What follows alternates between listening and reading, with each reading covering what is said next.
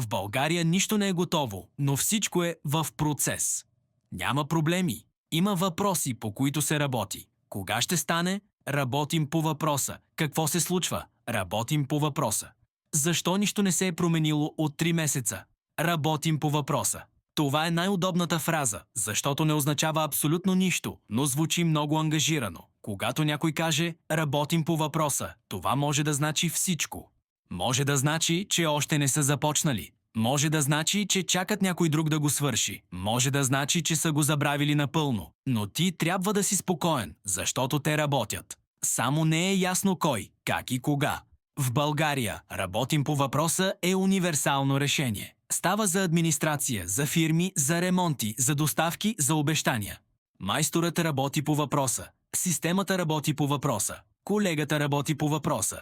Всички са заети, но нищо не се движи.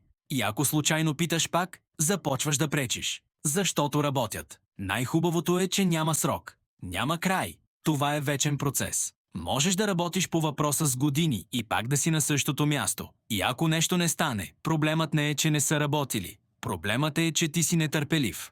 В България работим по въпроса. Не е обещание. То е начин да затворим темата без да я решим. Ако искаш още такива български абсурди, абонирай се за канала. Следващия път пак ще работим по въпроса.